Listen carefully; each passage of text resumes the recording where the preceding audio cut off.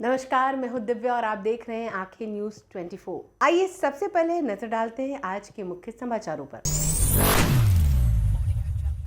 नमस्कार, मैं अमित और आप देख रहे हैं आंखें न्यूज 24। बीजेपी से दरभंगा जिला के अलीनगर विधानसभा से विधायक मिश्री लाल यादव ने इस्तीफा देने का ऐलान कर दिया है।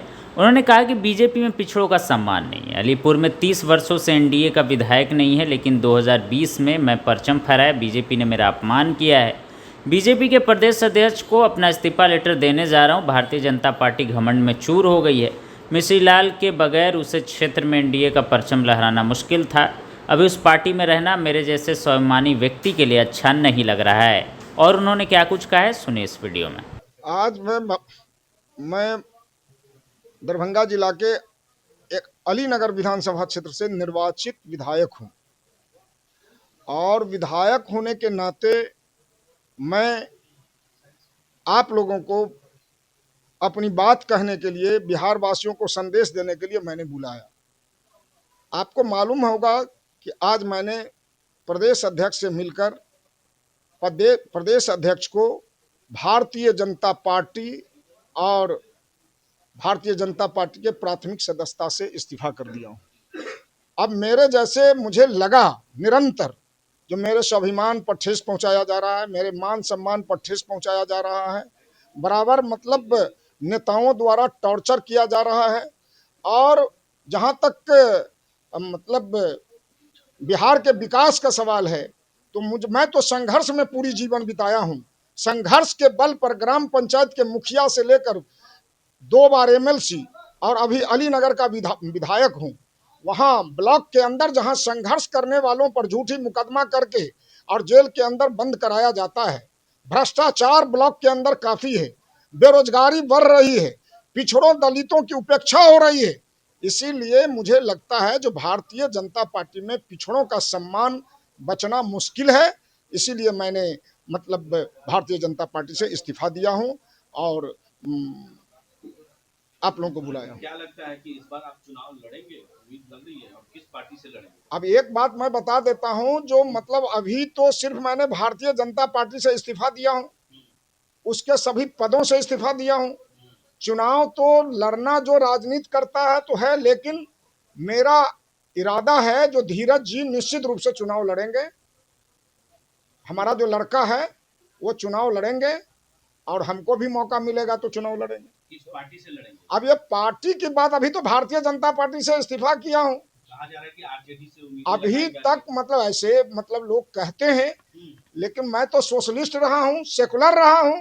सोशलिस्ट और सेकुलर मिजाज का जो लोग होगा उसी को मजबूत करने के लिए ना लोग कहीं जाएगा, उसी धारा को मजबूत करेगा। राबड़ी आवास के पास भी आपको देखा गया कई बार। अब एक बात मैं बताता हूं, जो अभी जब आए हैं आप तो यहाँ भारतीय जनता पार्टी का जो मंत्री है उसका भी आवास है, उसी होके लोग चलेंगे तो किसी होके जाना और आना कहीं जाता है और आता है, ये बात तो नहीं है। क्या लगता है तेजस्वी यादव से सब फाइनल हो गया? अभी तक मतलब हम कुछ बता नहीं सकते हैं। हम आज सिर्फ भारतीय जनता पार्टी से इस्तीफा दिया। क्या लगता है, तो आप चुनाव उम्मीद है कि आप लड़ेंगे या आपके पुत्र लड़ेंगे? अब ये बात हमारे बेटा से पूछिए जो चुनाव लड़ेगा कि नहीं लड़ेगा, वही बीजेपी यादव विरोधी है। अब एक बात मैंने बताया, जो पिछड़ों का सम्मान भारतीय जनता पार्टी में नहीं है, दलितों का सम्मान भारतीय जनता पार्टी में नहीं है। मैं भी पिछड़ा का बेटा हूं, यादव परिवार में जन्म लिया हूं, लेकिन दलित यादव परिवार से आया हूं, जहां सामाजिक राजनीतिक स्तर से काफी कमजोर परिवार है, वंचित परिवार है। वैसे जगहों से संघर्ष करते करते यहां तक पहुंचा हूं। ये सब संघर्ष का ही देन है, गरीबों की इज्जत आबरू की हिफाजत का ही ये देन है। तो हम तो संघर्ष के बल पर आए हैं। पिछले कैबिनेट में भी देखा गया कि यादवों को मंत्रिमंडल में जगह नहीं मिली। अब एक बात मैं बता दिया, यादव भी पिछड़ा में आता है, तो पिछड़ों की उपेक्षा वहां है, जो आपने भी देखा है। पुत्र को भी आप लोग को फंसाया गया था, क्या फर्जी? अब वो तो मतलब देखे हैं आप, जो झूठे मुकदमे में मेरे पुत्र को फंसाया, हमें भी फंसाया, उनको भी जेल के अंदर 4 महीना बंद रहा, हम भी जेल के अंदर बंद रहे। ये सारी बातें हैं। हमें उस समय में भी मैंने न्याय का गुहार लगाया था तो मेरे सुनने के लिए कोई तैयार नहीं थे, और अभी भी टॉर्चर होता है।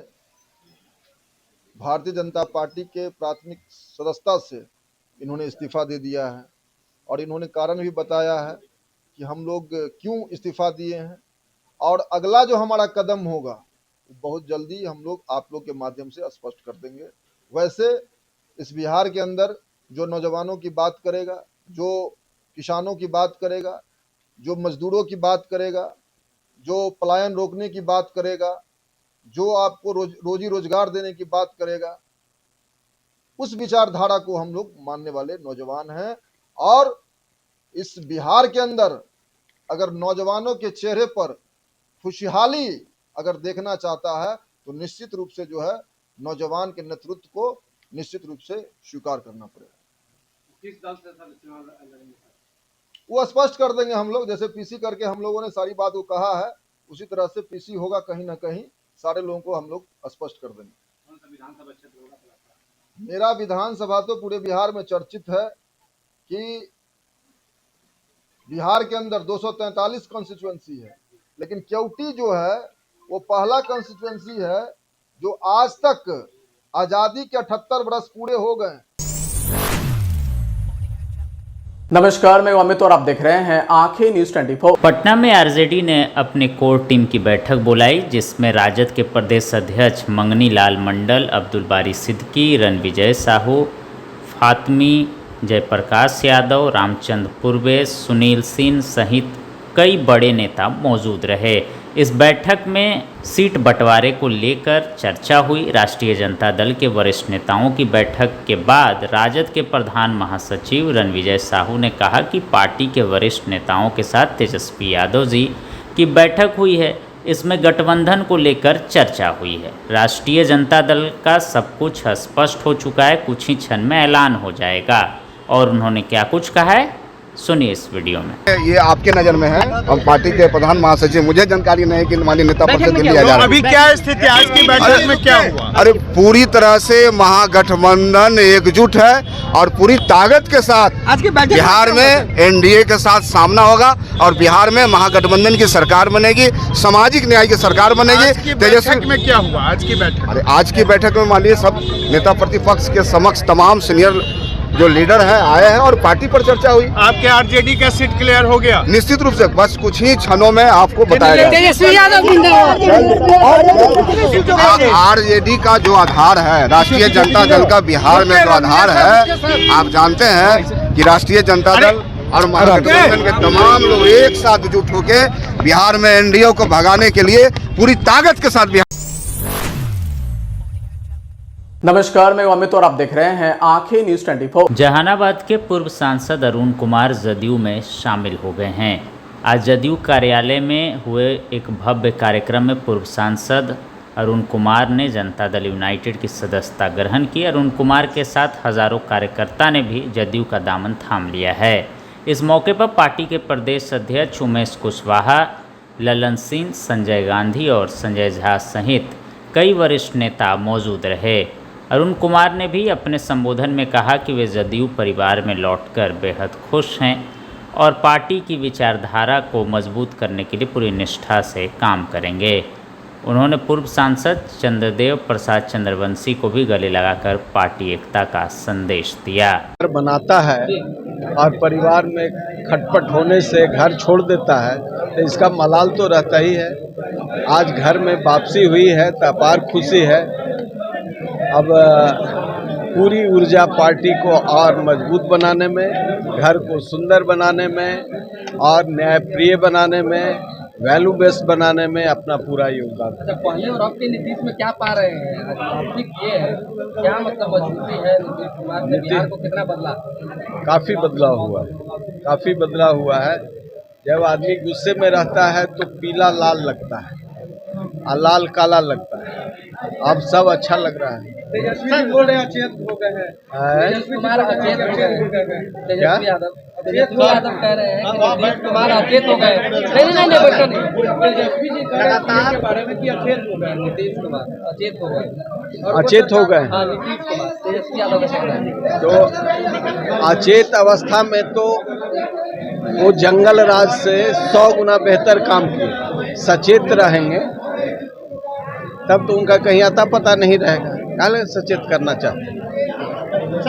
अरे आप देख रहे हैं चौतरफा विकास हुआ। हम एक बात तो हमेशा कहते रहे हैं, जो हमारा पहले भी इंटरव्यू किया है, कि नीतीश कुमार जैसा ईमानदार नेतृत्व किसी को नहीं मिला। ये तो मैं विरोध में भी बोलता था, तो यही बोलता था। नहीं, लेकिन आपने छाती तोड़ने की बात कही। छाती तोड़ने की बात कही, बिल्कुल चर्चा में मैं विड्रॉ करता तब ना। मैं दोहरे चरित्र का व्यक्ति नहीं हूँ। जो बोलता हूँ उस पर अमल करता हूँ। गुस्सा था हमको, हम बोले, हमारे ऊपर केस भी हुआ, न्यायपालिका में गए, कहीं कुछ नहीं था। ये सवाल तो तब न होता, गुस्सा में तो बहुत कुछ बोलता है। हमसे ज्यादा लोग बोले हैं। तेजस्वी यादव तो क्या क्या नहीं कहते थे, और चाचा भी कहते थे। तो वो यदि इसी से उनका भ्रम पूरा हो जाता है, तो उस पर अपने अंदर देखें। अरुण कुमार वैल्यू के साथ राजनीति किया है। ये बात मैं कह रहा हूँ कि गुस्से में मैंने कुछ बोला है तो परिवार में होता है। इस घर को बनाने में थे, तेजस्वी यादव तो बनाने में नहीं थे, वो नहीं न थे हमारे बनाने में। और हम उस कालखंड में थे जब निर्दलीय हम एमएलसी जीत करके आए थे। समाचारों में वक्त हो चला एक छोटे से अंतराल का। पटना में कई वर्षों से शिक्षा में अहम योगदान दे रहा है Gyansthali high school Alamganj Patna city, जहां 10वीं और 12वीं की बोर्ड परीक्षाओं में 100% अंक प्राप्त कर रहे हैं बच्चे। एक ऐसा स्कूल जहां न केवल होती है पढ़ाई, बल्कि साथ ही साथ होती है कल्चरल एक्टिविटी, स्पोर्ट्स एक्टिविटी से जुड़े गेम्स, मैथ ओलंपियाड से लेकर साइंस ओलंपियाड, जहां बच्चों के लिए स्कूल कैंपस अत्याधुनिक सुविधाओं से लैस, छोटे बच्चों के लिए वाहन और ट्रांसपोर्ट की विशेष सुविधा। तो देर किस बात की, आज ही कराएं अपना नामांकन Gyansthali high school Alamganj Patna city में, जहां नामांकन की प्रक्रिया जारी है। संपर्क करें पुलिस चौकी Alamganj main road near Alamganj थाना पटना बिहार 800007। समाचारों में आपका फिर से स्वागत है। नमस्कार, मैं अमित और आप देख रहे हैं आंखें न्यूज 24। खबर है कि लवली आनंद के छोटे बेटे नबीनगर से चुनाव लड़ेंगे। जब इसको लेकर लवली आनंद से सवाल किया गया तो उन्होंने कहा कि मुझे ऐसी कोई जानकारी नहीं है। चुनाव में कई तरह की चर्चाएं होती रहती हैं। क्या चेतन आनंद चुनाव लड़ेंगे? तो इस सवाल पर लवली आनंद ने कहा कि वह उनका है, वह खुद ही इस पर निर्णय लेंगे। इसके साथ ही उन्होंने कहा कि बिहार में एनडीए की सरकार बनेगी। और उन्होंने क्या कुछ कहा है, सुनिए इस वीडियो में। कि आपके छोटे बेटे नबीनगर से चुनाव लड़ने जा रहे हैं। नहीं, ऐसा अभी देखिए, नीचे करो ना आप लोग अभी ये सब हमको तो कुछ पता नहीं है। अब चुनाव का समय है, बहुत तरह का चर्चा होते रहता है, लेकिन एनडीए की जीत होगी। चेतन आनंद की टिकट कंफर्म हो गई मैडम? अरे चेतन आनंद लड़ेंगे इसी वर्ष चुनाव? अरे वो सीटिंग है तो वो खुद तय करेंगे ना। सीटिंग है तो सीटिंग का तो अपना तय करेंगे। क्या करना, पार्टी बीजेपी के टिकट से नबीनगर से चुनाव लड़ेंगे अरे ये तो आराम से कर रहे हैं, आप अपना काम कीजिए ना। आप अपना काम कीजिए। अरे ऐसा कुछ भी नहीं है, सिर्फ नेतृत्व तय करेंगे। एनडीए के नेता लोग तय करेंगे कौन कहां से लड़ेंगे, कहां नहीं लड़ेंगे, ये सब उन लोगों के हाथ में है। जो अच्छा रहेगा, एनडीए की जीत होगी और बिहार में जो एनडीए की सरकार बनेगी, इस पर जो भी अच्छा रहेगा हम लोग सब मिल के तय करेंगे। सहमति अभी नहीं बनी है, बातचीत अधूरी है, बातचीत का दौर जारी है, अब दिल्ली में बातचीत हो। बिहार में चुनाव का बिगुल बज चुका है और सीट शेयरिंग को लेकर चर्चा लगातार जारी है। जी हां, हर तरफ सीट शेयरिंग की चर्चा चल रही है, हर पार्टी में सीट शेयरिंग पर मंथन चल रहा है। इसी क्रम में आरएलएम पार्टी के राष्ट्रीय अध्यक्ष उपेंद्र कुशवाहा ने एक बयान दिया है। उन्होंने कहा कि एनडीए में सीट बंटवारा अब तक फाइनल नहीं हुआ है। जी हाँ, वो दिल्ली जा रहे थे, इस दौरान उन्होंने ये बयान दिया। उन्होंने कहा कि अभी तक सीट बंटवारा फाइनल नहीं हुआ है, दिल्ली जा रहे हैं, बुलाया गया है और बातचीत अभी पूरी नहीं हुई है, अभी अधूरी बातचीत है। हम लोग दिल्ली में बैठकर अब पूरी बातचीत करेंगे, तब सीटों पर सहमति बनेगी। जी हाँ, तो उन्होंने हल्के हल्के अंदाज में कह दिया है कि अभी बातचीत पूरी नहीं हुई है, अधूरी है और दिल्ली जा रहे हैं और सीटों पर बात करेंगे, तब जाकर सहमति बनेगी, फिर आपको सारी चीज़ें बताई जाएगी। और उन्होंने इस क्रम में क्या कुछ कहा है, सुनिए वीडियो में। मीडिया में जो खबर दिखाई जा रही है, गठबंधन में एनडीए में बातचीत पर अंतिम सहमति बन गई, यह खबर जो दिखाई जा रही है, मेरी पार्टी के खाता में भी कुछ सीट बताई जा रही है, यह सही नहीं है। अभी तक बातचीत पूरे तौर पे समाप्त नहीं है, बातचीत का दौर जारी है। आगे भारतीय जनता पार्टी के नेतृत्व की ओर से सूचना दी गई है, उस सूचना के आधार पे, उस बुलावे के आधार पे हम दिल्ली जा रहे हैं और दिल्ली में ही अब बातचीत होगी। अब क्या बातचीत होगी, वहां जाने के बाद जो बातचीत होगी फिर हम आपको बताएंगे। हमने आपके सवाल का जवाब दे दिया, हमने आपके सवाल का जवाब दे दिया कि जो मीडिया में दिखाया जा रहा है बातचीत पर सहमति के बारे में, सहमति अभी नहीं बनी है, बातचीत अधूरी है, बातचीत का दौर जारी है, अब दिल्ली में बातचीत हो। अरे भैया, ट्वीट में भी तो यही बात हमने कही है कि बातचीत अब नहीं चाहते हैं। हमने बार बार कहा है कि कितनी सीट हम चाहते हैं, हम सार्वजनिक रूप से उसकी चर्चा नहीं करेंगे, हम बैठकर जहां चर्चा की जरूरत होगी वहां करेंगे, हमने बार बार कहा है। अगर आपने अभी तक हमारे चैनल को सब्सक्राइब नहीं किया है तो हमारे चैनल को जल्द से जल्द सब्सक्राइब करें, लाइक करें और शेयर करें। देश और दुनिया की तमाम खबरों को देखने के लिए लगातार देखते रहें आंखें न्यूज़ 24।